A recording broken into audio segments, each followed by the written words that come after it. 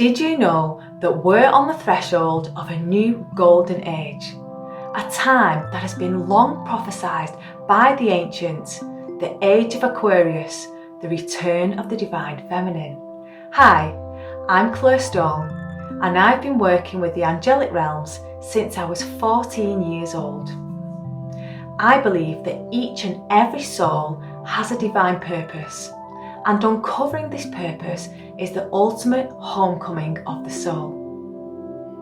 Today, I want to talk to you about the female archangels. The female archangels are known as the Archeia. These magnificent beings of light are the wisdom keepers of our lost spiritual heritage of the divine feminine. Although little is known about the Archeia, they are not new angels to our planet. Our patriarchal past would not allow us to explore the powerful mysteries of the feminine, and the magic of our soul was suppressed, the risk of persecution being very real. The female archangels have been waiting for us, and in these very exciting times in which we live, we now have the freedom to explore how they can assist us. By getting to know the female archangels, you can discover your soul's purpose and learn to move through life with grace and ease. They have helped me to surmount many challenges over the years.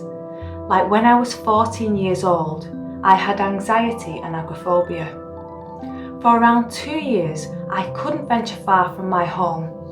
I even subscribed to the idea that I would never go outside again, until I had an encounter with Archangel Uriel.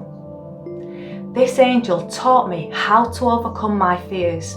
She gave me step-by-step instructions of how to desensitize myself from this debilitating condition.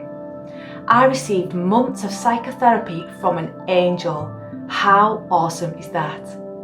She literally gave me my life back. I was so inspired by these encounters that I knew I must help others to heal their lives. If I could recover, then anything is possible.